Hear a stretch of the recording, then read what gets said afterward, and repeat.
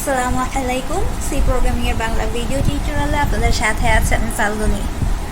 আচ্ছা, তো এতদিনে আমরা কোড অ্যাবির অনেকগুলো প্রবলেম সলভ করেছিলাম। তো আজকে আমি চাচ্ছি আপনাদেরকে আরও একটি অনলাইন প্ল্যাটফর্মের সাথে পরিচয় করে দিতে, আর সেটা হচ্ছে কোড ফোর্সেস। এটা অনেক বেশি জনপ্রিয়। আমার কাছে মনে হয় যে আপনারা অনেকেই হয়তো এটার নাম শুনেছেন এবং অলরেডি হয়তো প্রবলেম সলভিং শুরু করে দিয়েছেন কোড ফোর্সেসে। তারপরও যারা এখনো পর্যন্ত এটা সম্পর্কে জানেন না, তো আজকের টিউটোরিয়ালটা মূলত তাদের জন্যই।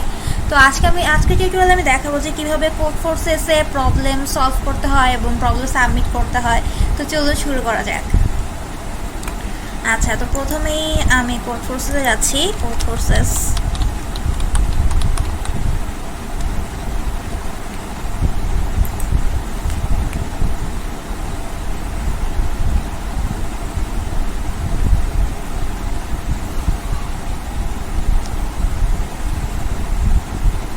আচ্ছা, তো আপনাদের যাদের রেজিস্ট্রেশন করা নাই তারা এখান থেকে রেজিস্ট্রেশনটা করে নেবেন আপনার ইমেল আইডি এবং পাসওয়ার্ড দিয়ে। তো আমার রেজিস্ট্রেশন করা আছে, তো আমি লগ ইন করবো এখন এন্টার ক্লিক করে। ওকে, আচ্ছা, তো আচ্ছা এখান থেকে এখন প্রবলেম সেট এখানে ক্লিক করলে আমাদের প্রবলেমসগুলো চলে আসবে। আচ্ছা, আমাদের এই যে এখানে আমরা দেখতে পাচ্ছি যে এখানে সব প্রবলেমসগুলো এখানে দেওয়া আছে। তো আমাদের কোড অ্যাবিতে যেরকম ছিল যে এরকম আমাদের একটা সিরিয়াল করে দেওয়া ছিল, যে দেখা যাচ্ছে তুলনামূলক সহজ প্রবলেমগুলো উপরের দিকে থাকতো, আমরা ওখান থেকে সলভ করতাম। তো আমি যদি এইখান থেকে ক্লিক করি, যে এখানে একটা টিক চিহ্ন আছে, এখানে যদি ক্লিক করি তাহলে এখানে কিন্তু ওই সিরিয়ালটা হয়ে যাবে। যে যেমন এই যে এখানে দেখতে পাচ্ছি এই ওয়াটারমেলন এই প্রবলেমটা এই যে 98,076 জন্য সলভ করছে। তো প্রথম দিকে থেকে যাইতে থাকলে যে মানে প্রথম দিকের প্রবলেমগুলো এখানে তুলনামূলক সহজ অন্যগুলো থেকে। তো এভাবেই আপনারা শুরু করতে পারেন, যেভাবে সিরিয়াল করে প্রথম থেকে প্রবলেমগুলো সলভ করা শুরু করতে পারেন। তো আজকে আমি ওয়াটারমেলন প্রবলেমটা সলভ করতে যাচ্ছি।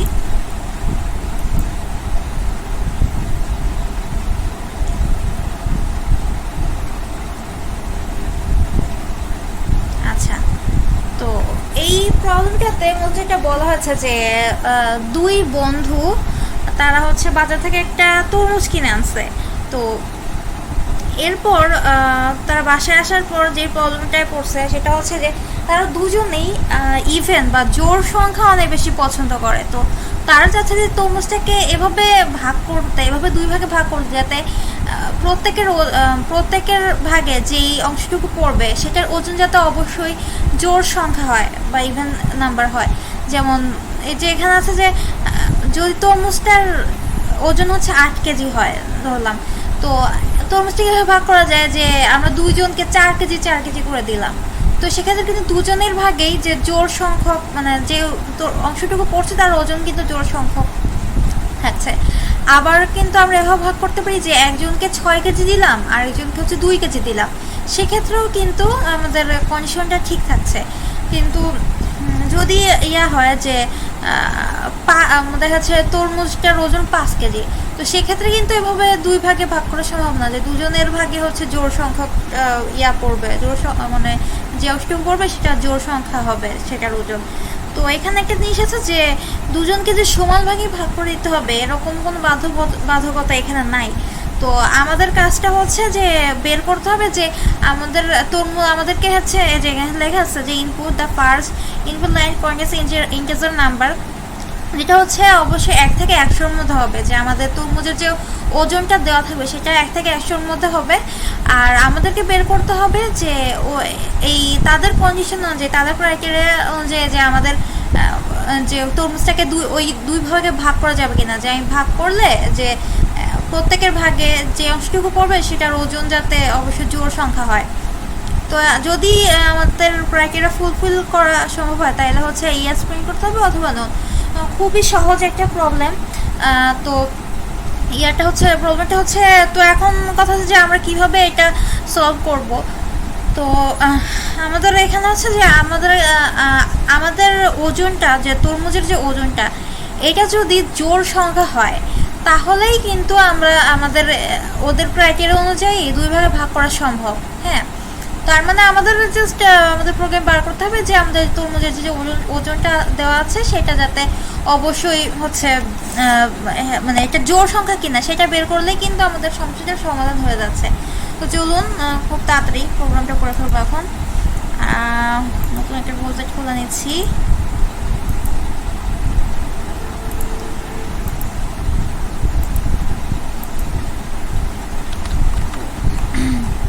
watermelon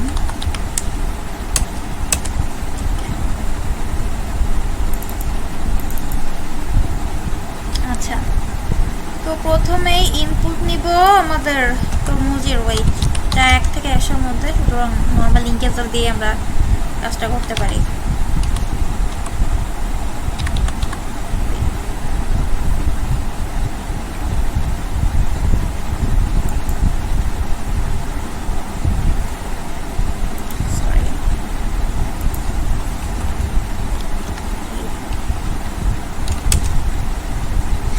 scanf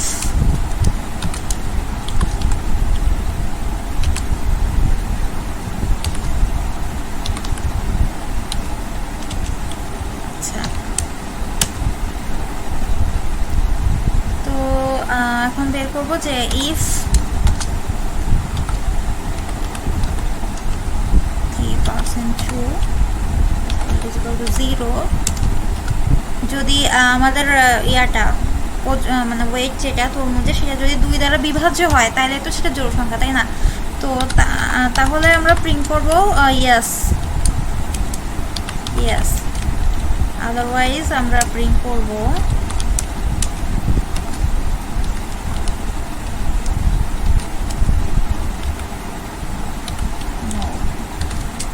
প্রোগ্রামটা রান করে দেখি।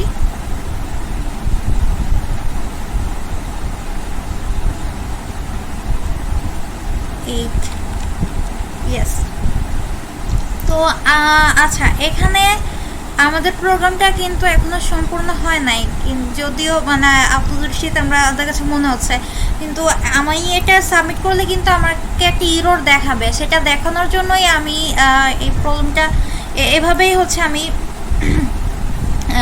সাবমিট করছি আপনাদেরকে দেখানোর জন্য। আচ্ছা, এখন আমরা এখানে প্রবলেমটা সাবমিট করব কিভাবে? আমাদের কোডের ভিতরে যে আমরা ডিরেক্ট আমাদের কোডটা কপি করে এনেই হচ্ছে আমাদের প্রবলেমটা সাবমিট করতাম, প্লাস আমাদের একটা স্যাম্পল ইনপুট দেওয়া থাকতো, ওটার রেসপেক্টে যে কোন আউটপুটটা আসবে সেটা আমরা ওখানে কিন্তু আবার কপি করে দিতাম। এখানে ওইসব ঝামেলা নাই। এই যে এখানে নিচে এই যে সাবমিট নামে একটা বক্স দেখতে পাচ্ছি। তো এখানে আমাদের জাস্ট হচ্ছে আমরা যেই ফাইলে কোডটা করছি ওই ফাইলটা আপলোড করে দিলেই আমাদের কাজ শেষ। আচ্ছা, এখানে ব্রাউজে ক্লিক করব আমরা। এরপর যে আমরা যে প্রজেক্টটা এখানে যে main.ck-তে কিন্তু আমার কোডটা লেখা আছে। সো আমি এই ফাইলটা এখানে আপলোড করে দিব। সো এখানে এরপর সাবমিটে ক্লিক করছি। আর এখান থেকে যে আপনারা একটু দেখে নেবেন যে আপনার ল্যাঙ্গুয়েজটা ঠিক আছে কিনা, যে জিসিসি আছে এখানে, এটা যদি ঠিক থাকে। রানিং, এই যে আমাদের প্রবলেমটা যেখানে সাবমিট করছি, এই যে এখানে কিন্তু আমরা দেখতে পাচ্ছি রানিং অন টেস্ট 1।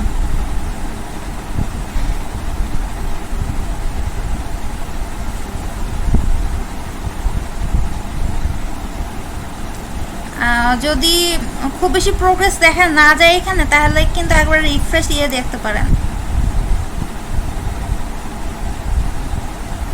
কোথায় গেল? এই যে কোর স্কুল, এই যে এখানে রং অ্যান্সার অন টেস্ট 5। হ্যাঁ, তার মানে এখন আমাদের 5 নাম্বার যে ওর কেসটা দিয়েছে সেখানে আমাদের অ্যান্সারটা রং আসছে। তো আমি কিভাবে দেখবো যে আমাদের কোন ইয়ার জন্য, কোন ইনপুটের জন্য আমাদের আউটপুটটা রং আসছে? সেটা দেখার একটা উপায় আছে, যে এই সাইডে আমাদের কোর স্কুল, এটার সাইডে যে আমাদের যে নাম্বারটা আছে এখানে আমরা ক্লিক করব।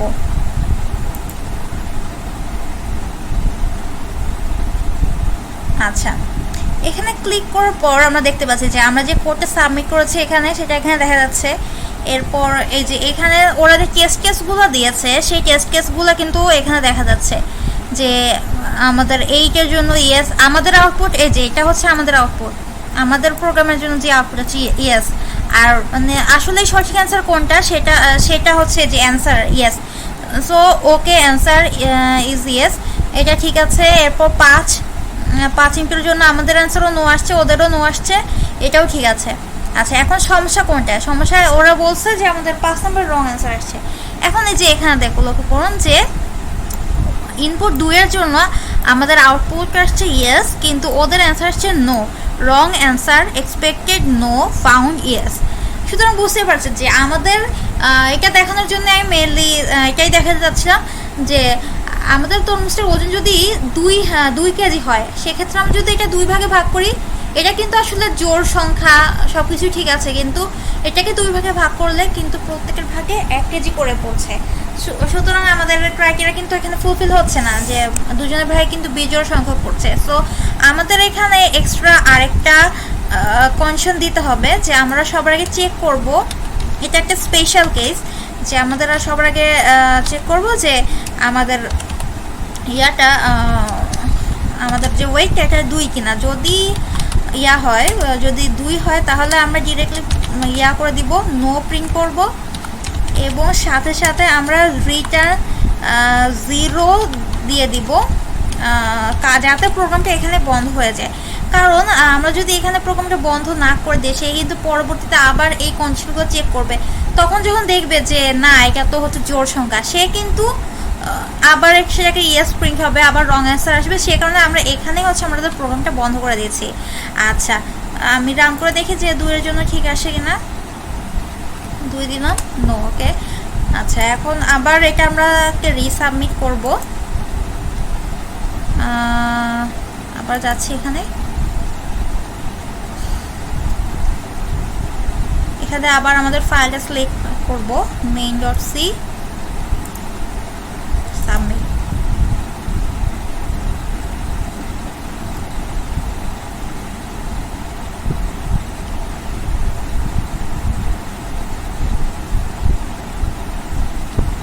একবার রিফ্রেশ দেই, না চলছে কেন?